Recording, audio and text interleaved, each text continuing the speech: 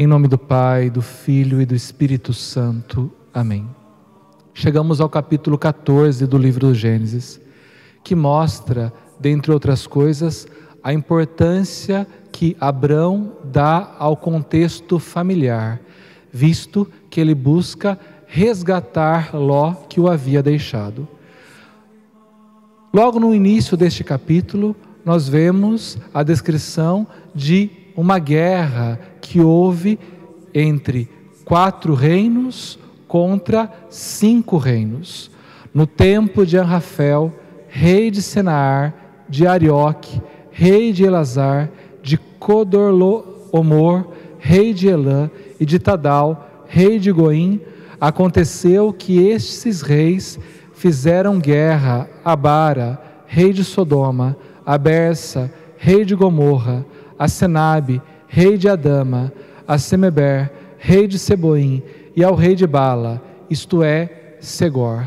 Não se esqueça que Ló passou a viver na terra de um destes reis, isto é, em Sodoma. Daí, avançando um pouco mais, nós vamos pegar lá o versículo 10, que diz assim: Ora, havia no vale de Sidim numerosos poços de betume. Então, os reis estão em conflito, estão em guerra. E o texto nos traz este detalhe, esta peculiaridade. Havia ali, na região de Sodoma, de Gomorra, vários poços de betume. O que o autor sagrado quer fazer aqui? Já quer como que fazer uma alusão ao modo como Sodoma e Gomorra foram destruídas. Isto é, com um grande incêndio. Se haviam ali poços de betume, poços de piche, isso significa que favorecia para que toda a cidade sofresse com o grande incêndio que a destruiu. E os reis de Sodoma e de Gomorra, fugindo, caíram nesses poços, enquanto o restante fugiu para as montanhas. Os vencedores levaram todos os bens de Sodoma e Gomorra, e não apenas os bens, e todos os seus víveres, e partiram. Levaram também Ló, filho do irmão de Abrão, que morava em Sodoma, com todos os seus bens. Ló, então, sofre devido à sua inserção na cultura urbana, porque a cultura urbana, no contexto do autor sagrado, já não é mais uma cultura onde predomina as relações de parentesco. Não são as relações familiares que regem o modo de viver, mas sim interesses. E aqui os interesses de expropriar a terra, tirando dali todos os seus bens e escravizando aqueles que permaneceram vivos, que é o que de alguma forma aconteceria com Ló se seu tio Abrão não tivesse intervido. Daí, a partir do versículo 13, nós vemos uma transformação significativa.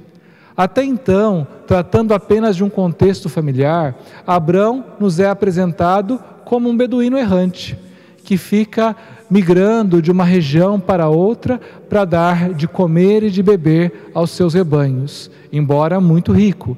Agora, ele já aparece como um chefe poderoso ao ponto de estabelecer relações internacionais, liderando para aquela guerra a fim de resgatar o seu sobrinho Ló.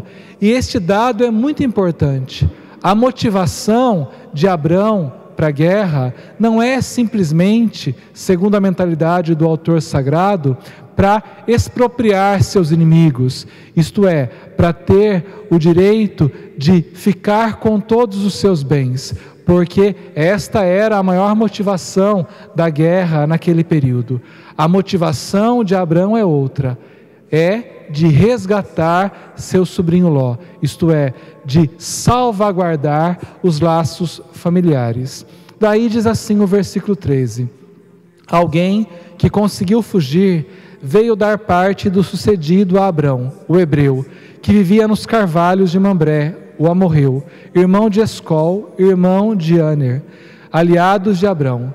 Abrão, tendo ouvido que Ló, seu parente, ficara prisioneiro, escolheu 318 dos seus melhores e mais corajosos servos, nascidos de sua casa, e foi ao alcance dos reis até Dan. Então, Abrão intervém por motivos familiares. Por quê? Porque mesmo tendo se separado do seu sobrinho Ló, ele não se desinteressa do seu sobrinho, mas quer preservar-lhe a vida, quer salvaguardar a família. E um detalhe, escolhe apenas 318 homens, para mostrar que todo o mérito da vitória concedida a Abrão é porque Deus interviu em seu favor. Daí diz o versículo 16: Abrão recobrou todos os bens saqueados e reconduziu também Ló, seu parente, com seus bens, assim como as mulheres e os homens. Havia, naquele contexto, a lei da guerra, que dava o direito dos despojos, isto é, de que o vencedor ficasse com tudo aquilo que pertencia ao vencido. E foi o que aconteceu aqui. Mas Abrão apenas resgata aquilo que era dos que haviam sido vencidos e aquilo que pertencia a Ló, mostrando ser um homem justo.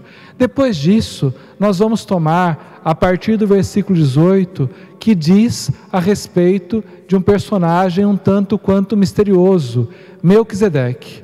Melquisedeque, rei de Salém e sacerdote do Deus Altíssimo, mandou trazer pão e vinho e abençoou Abrão, dizendo: Melquisedeque, rei e sacerdote de Salém.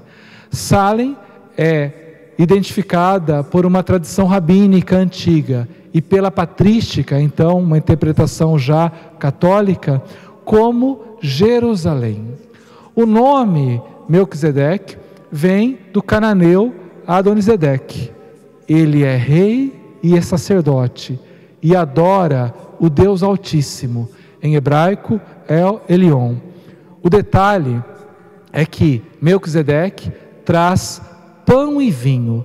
Não era comum esse tipo de sacrifício oferecido por um sacerdote, de pão e de vinho. No pão e no vinho, melhor dizendo, nós vemos o que é então? A alusão à Eucaristia.